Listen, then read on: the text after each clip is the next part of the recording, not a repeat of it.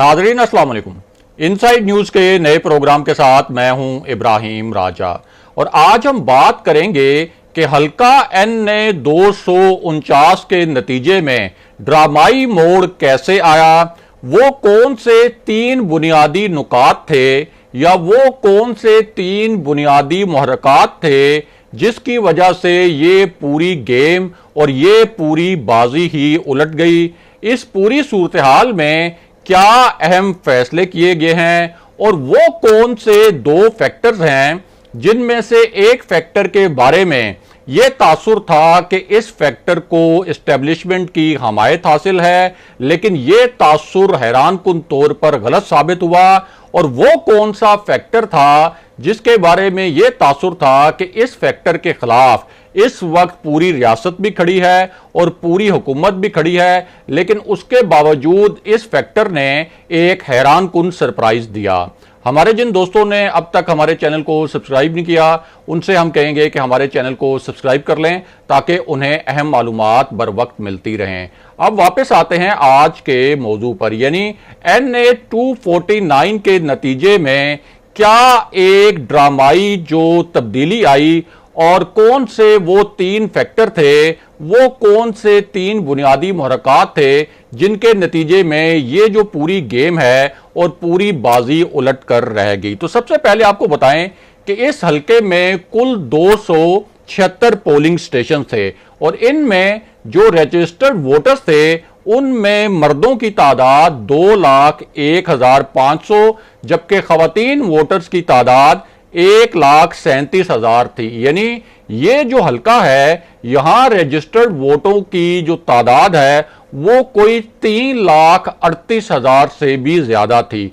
और यहां जो 276 पोलिंग स्टेशन कायम किए गए थे उनमें से 184, जी हां 184 पोलिंग स्टेशन ऐसे थे जिन्हें इंतहाई हसास करार दिया गया था और 92 पोलिंग स्टेशन ऐसे थे कि उनको भी हसास कैटेगरी में शामिल किया गया था। और इस पूरी सूरत हाल में जब 184 पोलिंग स्टेशन को इंतहाई हसास करार दिया गया तो इस पोलिंग स्टेशन के अतराफ कोई 5,000 सिक्योरिटी एहलकार तैनात किए गए ताकि इस इलेक्शन को शफाफ बनाया जा सके। लेकिन उसके बाद हुआ क्या? हुआ यह कि एक तो इस हलके में 2 बहुत ही अहम फैक्टर थे और एक फैक्टर ऐसा था जिसके बारे में आम तासुर यह था कि इस फैक्टर को एस्टेब्लिशमेंट की हमायत हासिल है और कुछ लोग समझते थे कि एस्टेब्लिशमेंट के जो मुबैना उम्मीदवार हैं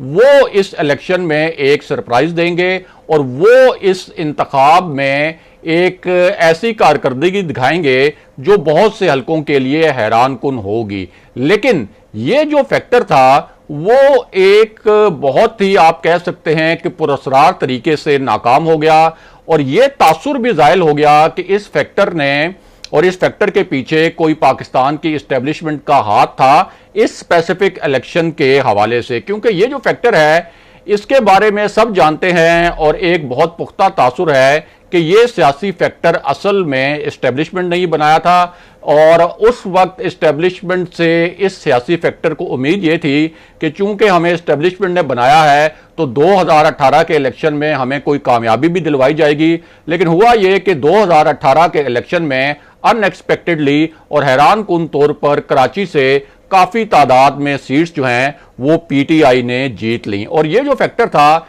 ये था पाक सरजमीन पार्टी के मुस्तफा कमाल का फैक्टर। और इस इलेक्शन से पहले ये एक तासुर बनाया गया था बहुत से हलकों की जानिब से कि मुस्तफा कमाल यहां सरप्राइज दे सकते हैं, लेकिन मुस्तफा कमाल जो है वो यहां उन्होंने सरप्राइज क्या देना था, वो कोई बहुत ज्यादा टफ टाइम भी जो लीडिंग कैंडिडेट्स थे PMLN के और पीपल्स पार्टी के उनको नहीं दे सके। और यहीं एक और फैक्टर ऐसा था कि उसने भी एक बहुत बड़ा सरप्राइज दिया और वो जो फैक्टर था उसके बारे में यह तासुर था कि इस वक्त इस फैक्टर के खिलाफ पूरी रियासत खड़ी है, एस्टेब्लिशमेंट भी इस वक्त इस फैक्टर के खिलाफ है और पाकिस्तान की जो मौजूदा हुकूमत है और पाकिस्तान के जो कानून नाफिज करने वाले इदारे हैं वो भी इस फैक्टर के खिलाफ हैं। और पहले तो ये इतलात भी आ रही थी कि ये जो उम्मीदवार हैं जो इस फैक्टर के प्लेटफॉर्म से ये इलेक्शन लड़े थे शायद इनको इलेक्शन भी नहीं लड़ने दिया जाएगा। और जिस फैक्टर की हम बात कर रहे हैं, ये कलअदम तहरीके लब्बैक की हम बात कर रहे हैं, और तहरीके लब्बैक को चूंकि उसको कलअदम करार दिया गया है और हुकूमत की ये कोशिश थी कि उसको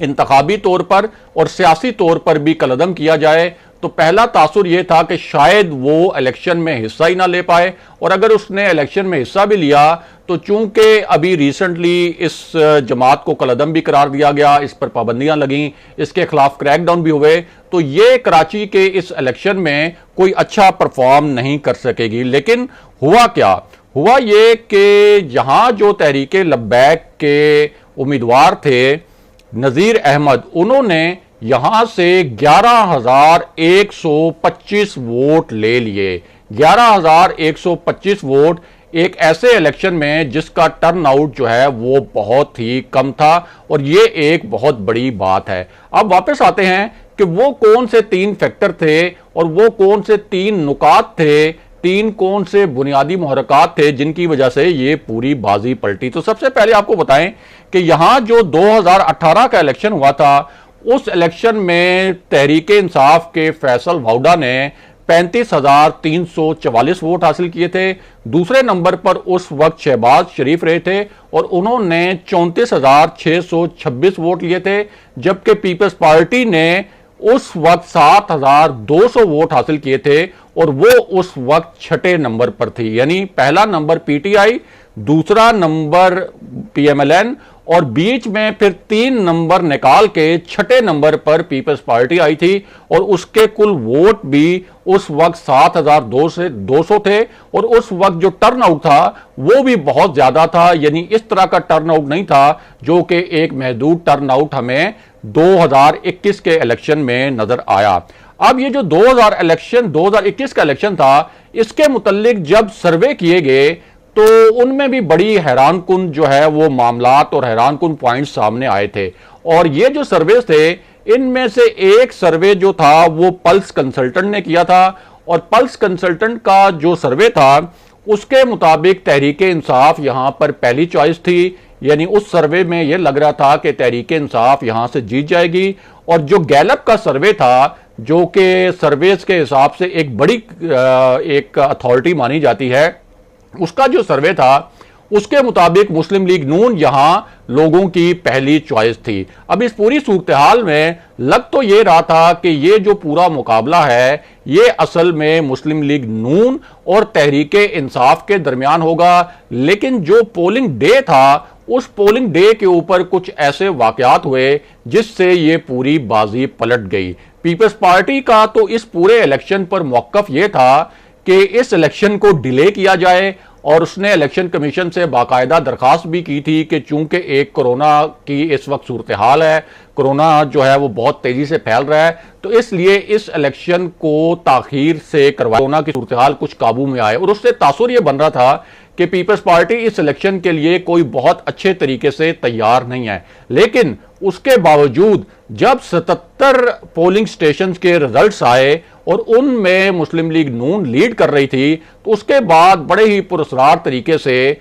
पोलिंग स्टेशन जो मजीद थे उनके जो रिजल्ट्स हैं वो आना ही रुक गए। और जिस वक्त ये पोलिंग स्टेशन के रिजल्ट्स आना रुके, तो उस वक्त मुस्लिम लीग नून की जानिब से भी, तहरीके इंसाफ की जानिब से भी इस किस्म के इल्जामात लगाने सामने आना शुरू हो गए कि ये जो फॉर्म 45 हैं उनमें कोई मुबैना गड़बड़ हो रही है। और मुस्लिम लीग नून ने तो इसको जो डस्का वाली धुन थी जहां प्रिजाइडिंग ऑफिसर्स को गायब कर दिया गया था और बाद में यह कहा गया था कि वहां कोई धुन की वजह से वो रास्ता भूल गए, तो मुस्लिम लीग नून ने तो इस किस्म के इल्जामात जो हैं उस वक्त आयद करना शुरू कर दिए। और 165 जब पोलिंग स्टेशन का नतीजा जिस वक्त तक आया, जो कि इलेक्शन कमीशन का बाज़ाब्ता नतीजा था, और इलेक्शन कमीशन की जानिब से जो फॉर्म 47 जारी किए गए थे, और फॉर्म 47 वो होता है जो कि हतमी नतीजे को जाहिर करता है, तो 165 जब पोलिंग स्टेशंस का नतीजा आ चुका था इलेक्शन कमीशन की जानिब से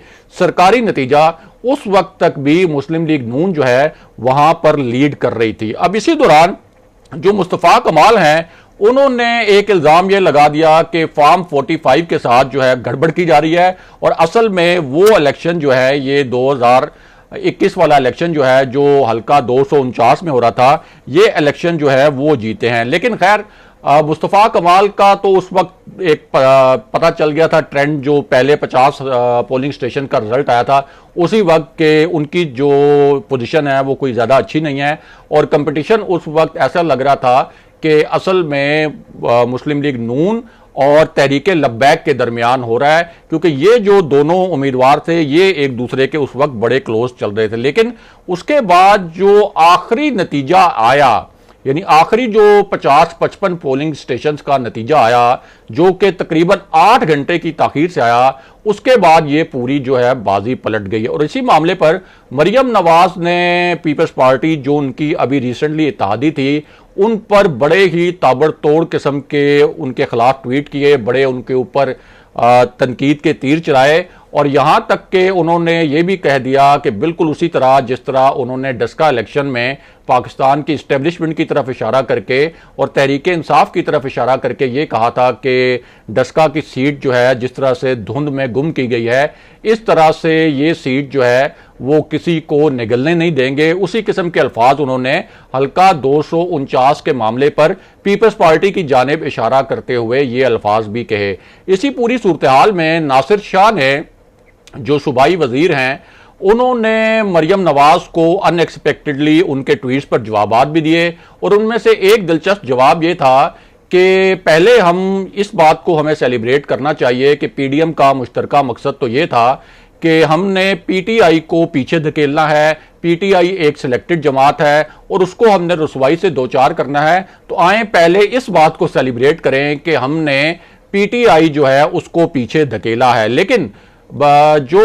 नासिर शाह का ये बयान था, इसको भी कोई मुस्लिम लीग नून ने कोई पॉजिटिवली नहीं लिया, इसके ऊपर कोई पॉजिटिवली रिस्पॉन्ड नहीं किया, और मरियम नवाज ने उसके बाद 2-3 और ऐसे ट्वीट्स किए जो कि बड़े जारहाना थे, और उनका जो रुख था और उनका जो निशाना था उन ट्वीट्स का, वो पीपल्स पार्टी की क्यादत थी, यानी बिलावल भुट्टो थे और आसिफ अली जरदारी थे। अब इसी पूरी सिचुएशन में मुस्लिम लीग नून ने ये फैसला किया है कि वो इस नतीजे को इलेक्शन कमीशन में चैलेंज करेगी, और उसके बाद तहरीक इंसाफ ने भी अब यह फैसला कर लिया है कि इस नतीजे को इलेक्शन कमीशन में चैलेंज किया जाएगा। अगले प्रोग्राम तक के लिए खुदा हाफिज।